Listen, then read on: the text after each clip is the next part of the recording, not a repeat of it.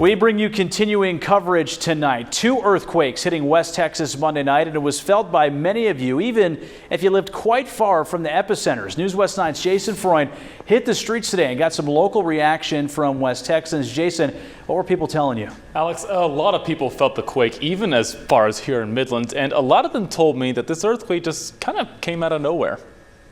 Now, the quakes may have hit far away from Midland, but people felt it at the tall city no matter where they were at the time. It was just really weird. It felt like somebody hit my bed. I was in my bed, somebody hit my bed. I thought the kids were under the bed. They were not. First thing I did was yelled out, "Glenn!" because the whole house just started to shake. And I was more worried about the china in the house. I was watching the football game, and my dog and cat were acting a little bit odd and kind of prancing and wanting to go outside. I was at the dinner table with my family, and my dad was on the couch, and all of a sudden we're talking and we feel something. We all just kind of look around, and my dad's like, "Look at the lights." Our little bar lights, they were swinging back and forth because we didn't really know what it was at first.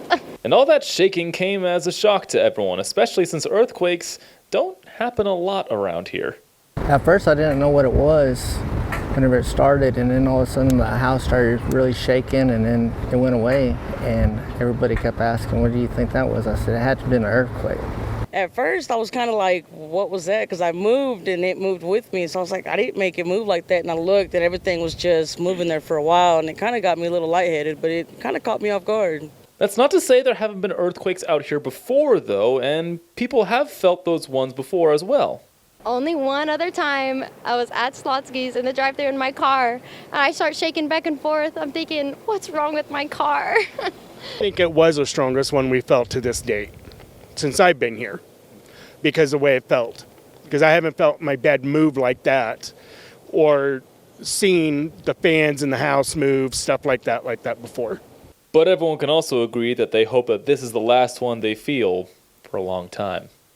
I hope we don't ever have a big one next time. I mean, I just hope that was probably the biggest we'll ever have, is what I'm hoping. I hope it keeps continuing the way it is, where it's not making any kind of holes or anything, but I hope nothing major.